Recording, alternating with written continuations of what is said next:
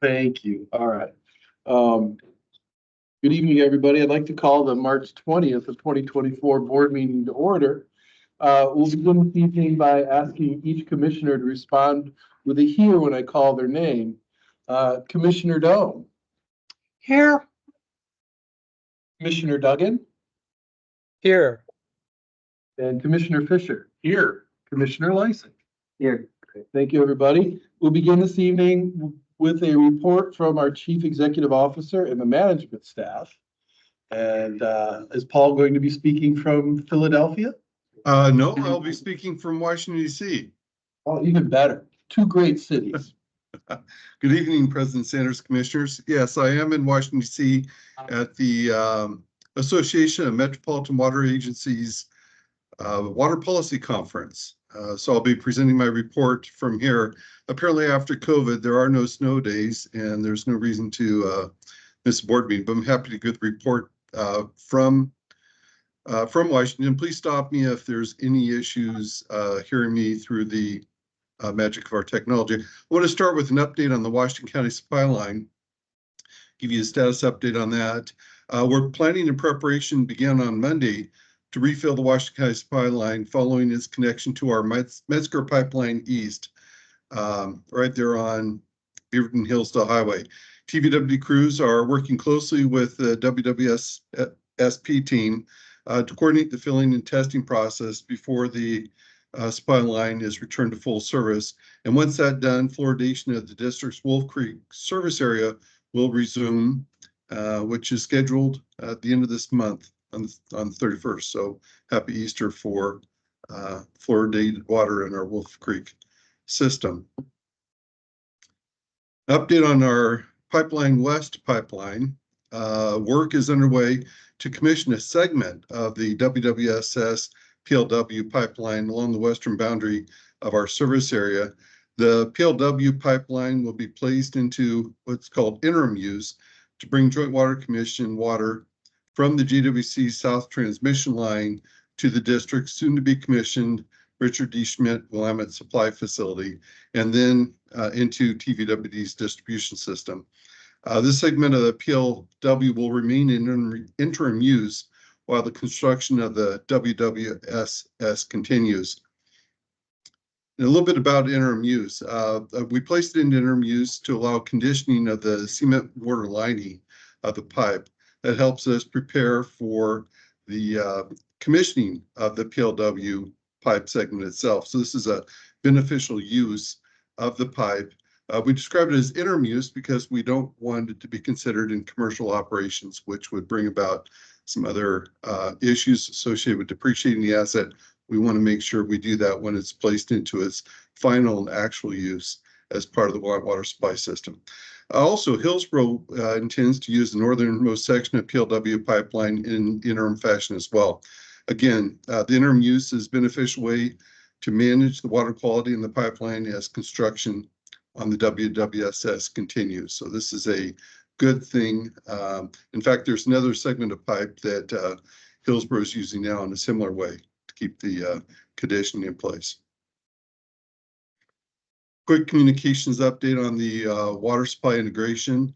The project team completed the phone survey and is now reviewing the results to better understand customer feedback ahead of the planned focus groups.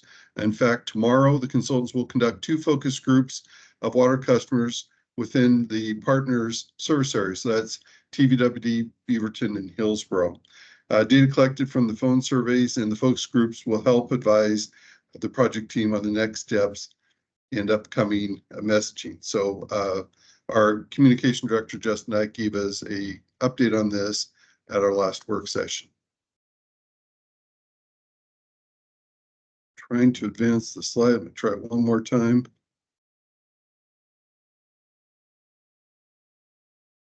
I've spoken to most of you all about planned briefing of our former TVWD leaders. We plan to gather them all together along with our board.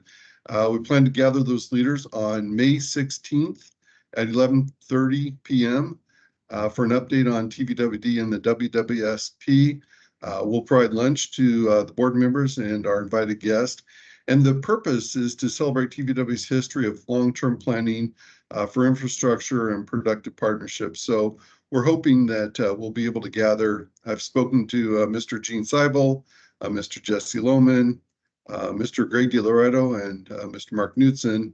All of them plan to be in attendance. Somehow the slide just advanced for me. So sorry about that advancement in the slides. That concludes my part of the report. Unless there are any questions, I'll turn it over to Andrew Carlstrom, our Customer Service Director.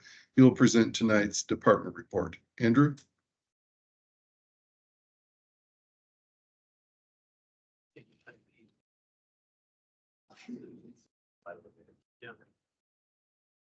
Okay.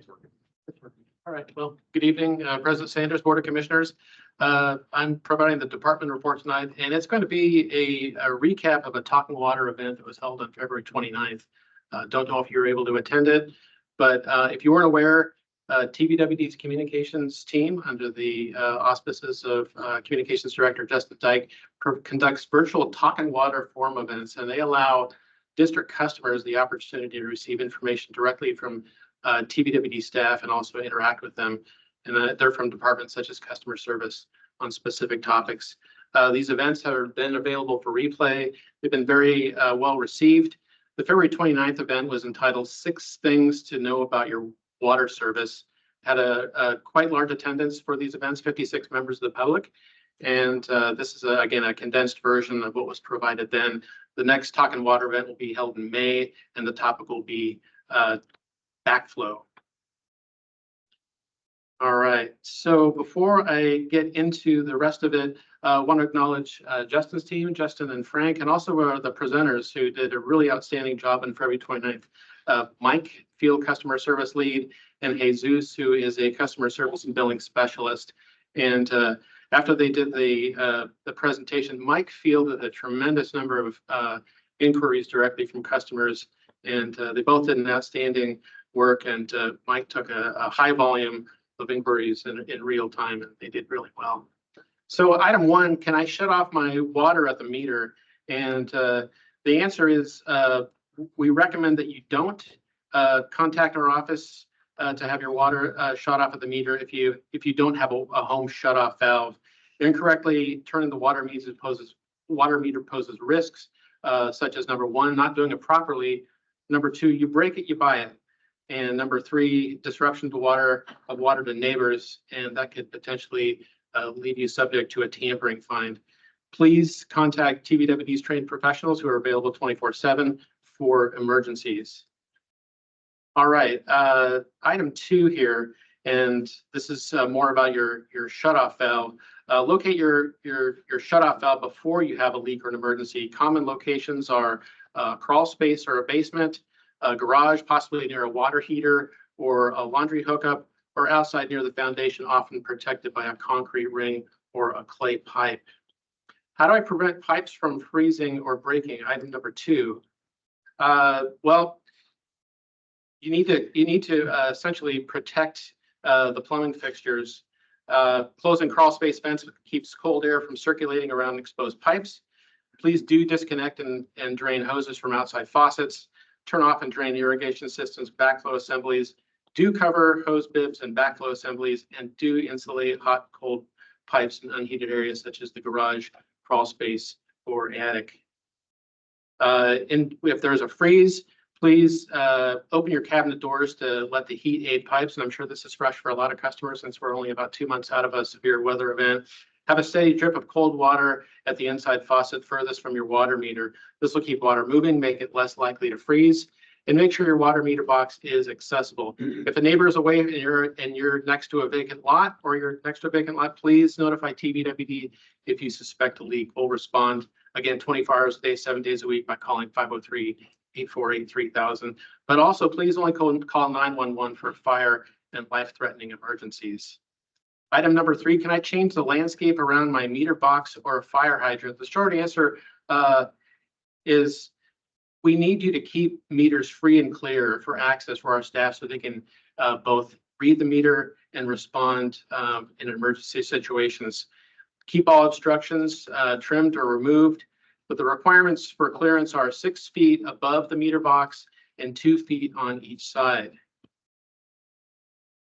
In terms of hydrants, fire hydrants must be visible from the street and easily accessible. All obstructions must be trimmed or removed. Please never alter or paint a hydrant. And the clearance requirements, as you can see on the diagram, there are 3 feet behind the hydrant, 5 feet to each side of the hydrant, and at least 18 inches to the ground.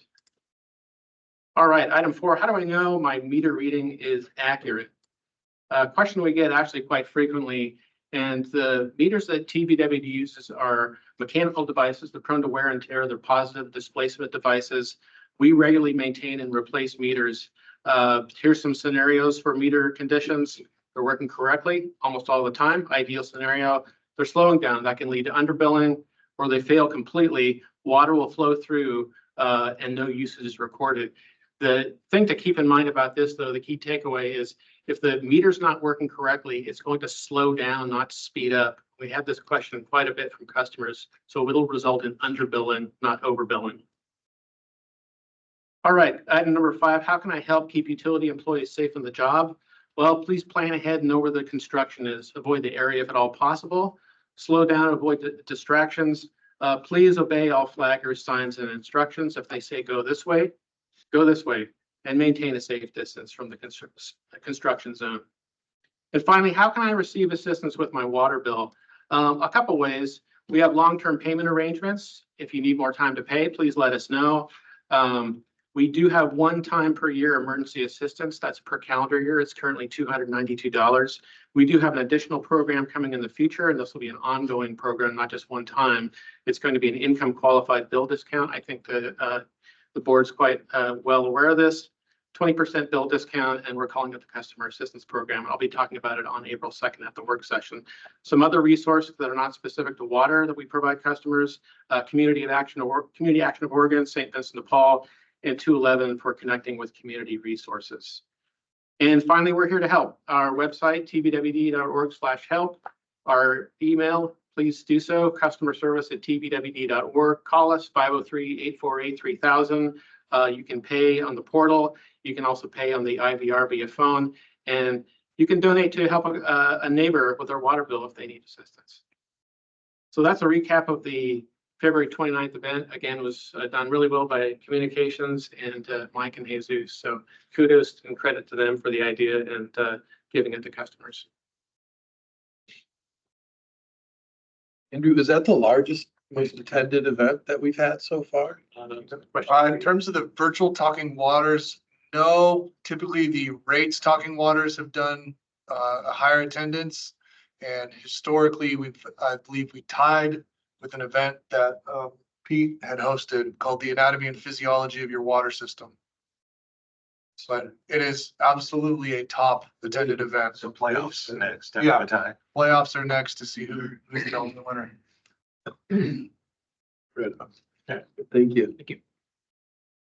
So unless there are any other questions, that concludes the Chief Executive Officer staff report. Thank you. Okay, thank you, Paul. The next agenda item this evening will be the reports of meetings attended. And we'll begin with Commissioner Doan. Yes, I attended today's meeting and then the work session earlier in the month. That's it, only 2. Okay, thank you, Commissioner Doan. Commissioner Duggan?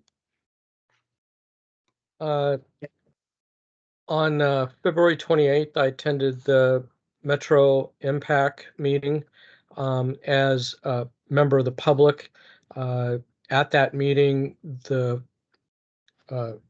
representative for Washington County Special Districts, Gordon Hovies, was there and objected to the process that had appointed Director Miles Palacios from THPRD and myself as the alternate. So Metro staff and their attorneys decided to allow him to take a seat, but until the dispute over the appointment for the Washington County Special Districts representative was resolved, there wouldn't be any decisions made at that meeting, and they would defer everything to the March impact meeting. Well, since that time, I've received communication that Metro has asked SDAO to redo the reappointment of the representative for Washington County Special Districts over again. And until that time, Gordon Hovies from the Fire District will be the representative from Washington County Special Districts to impact.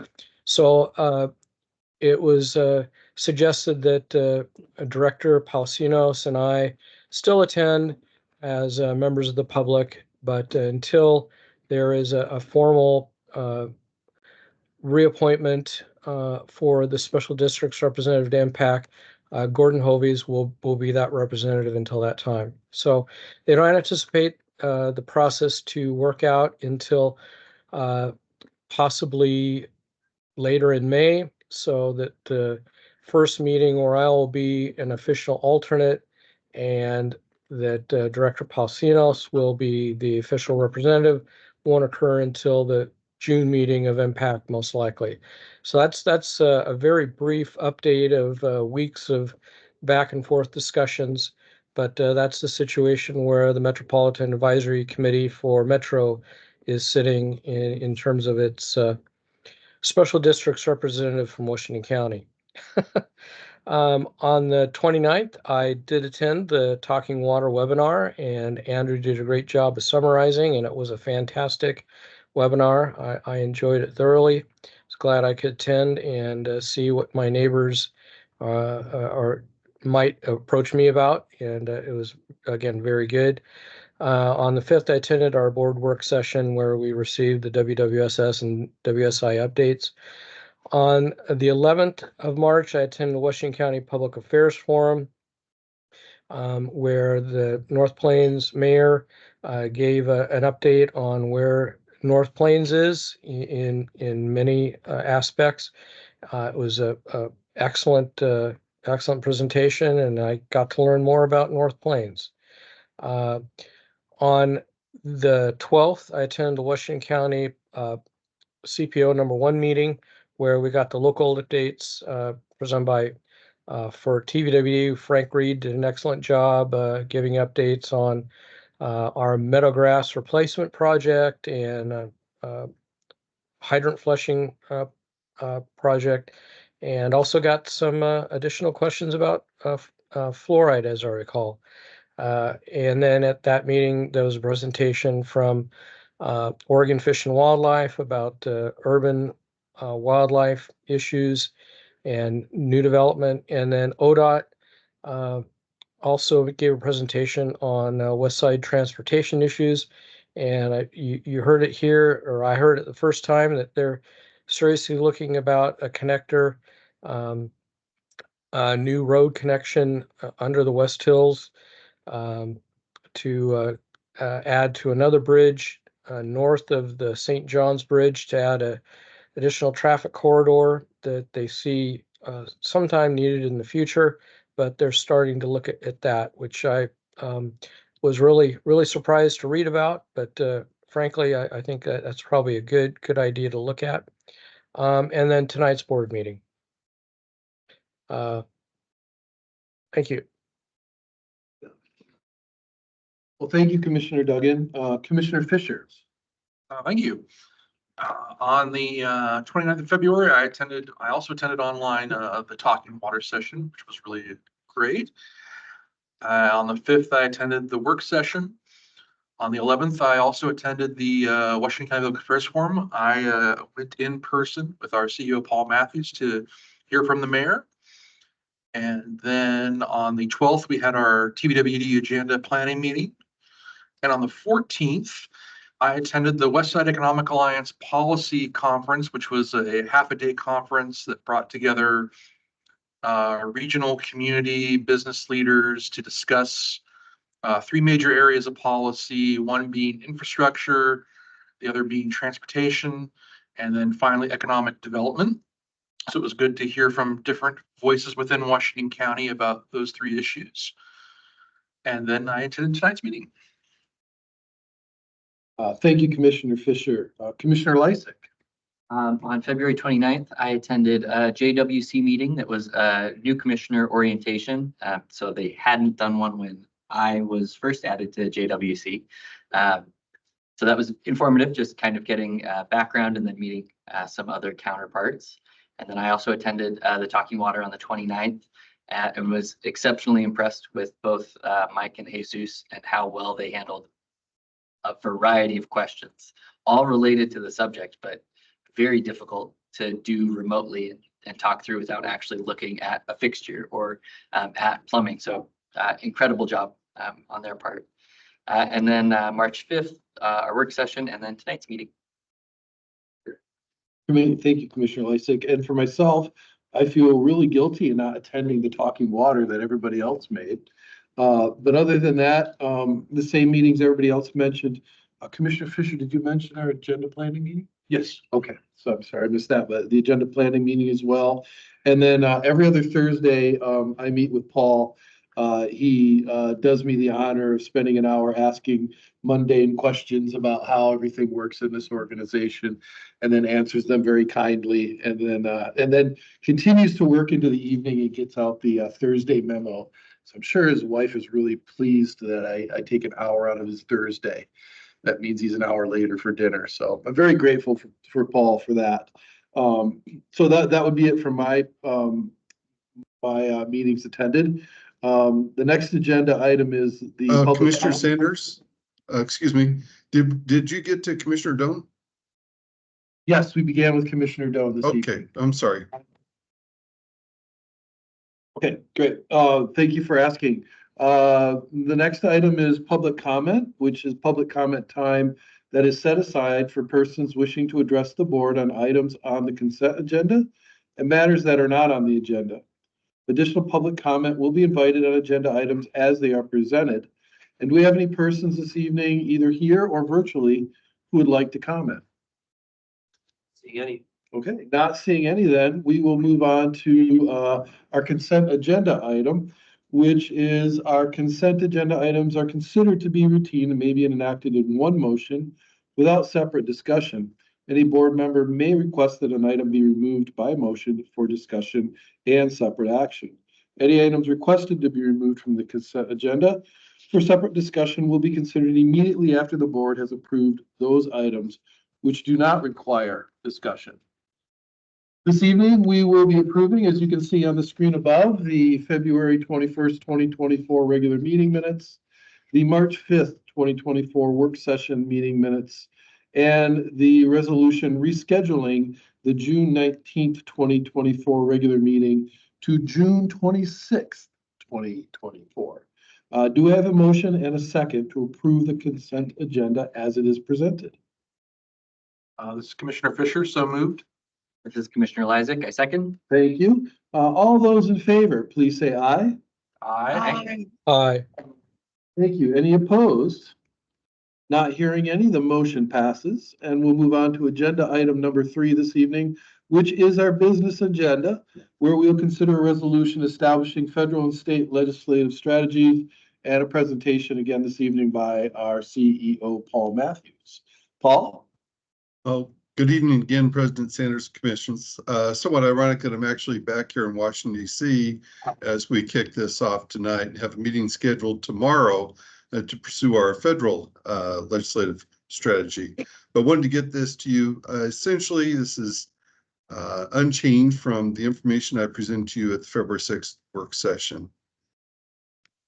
Quick overview, there are 3 elements to what we're doing here. First, establish the board adopted legislative strategies that will guide the district's federal and state legislative efforts.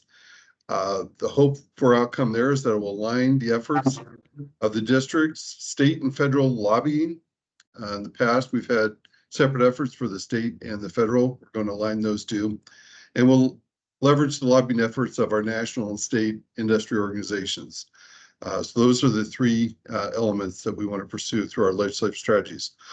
Tonight, I'm going to talk about the objectives of legislative strategy and why we're asking the board to adopt them. And I'll give you the highlights of the strategy itself. And again, these are the key elements of the strategy. And These have not changed since what we presented at the work session. And then some proposed next steps, how the strategies will be used and what other changes that we're going to propose to pursue our legislative strategies. So our objectives for the federal and state legislative strategies, first is to provide guidance to management on the board legislative priorities.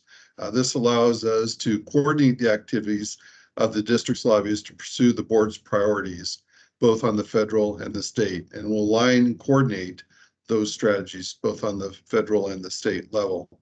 And it will, as all of our initiatives, it will prepare the district for its evolving role.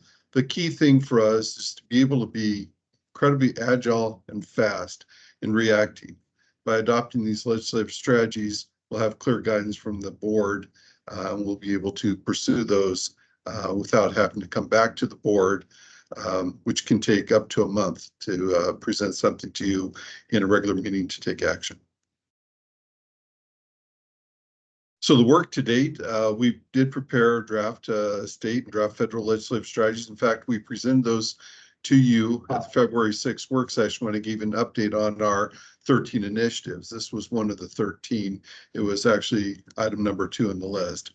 And then we prepared the proposed resolution, which was attached to the staff report that you received in preparation for this meeting. So I'm not going to go through these in detail, but presented here is the proposed federal legislative strategy. Again, this is attached to the resolution itself as Exhibit A, and Exhibit B is the state strategy. But this provides priority list as well as some key highlights of each of our pursuits. They are somewhat general in nature, and that provides us flexibility to address those opportunities as they come up. So we didn't want to be so specific that if an opportunity came up, we'd have to amend these. We wanted to make sure that they were broad enough to take advantage of any opportunities that might present themselves. And here, of course, are the state strategies. They're formatted in a very similar way.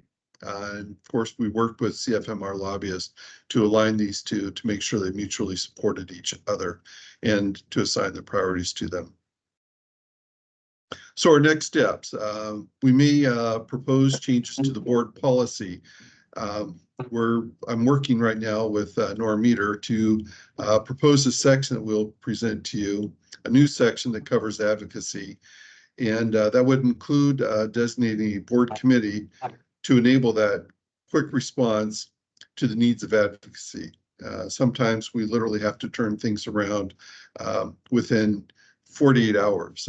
We oftentimes don't have weeks to do that. And one of the ideas is consider renaming the Policy and Board Development Committee to include advocacy, so that we would have a subcommittee of commissioners that we could immediately engage with very quickly without having to convene the entire board to make sure that we're in line with the board's direction. So with that, our recommendation is to adopt Resolution 0624, a resolution establishing the state and federal legislative strategies for the Tualatin Valley Water District. And I can answer any questions that you might have.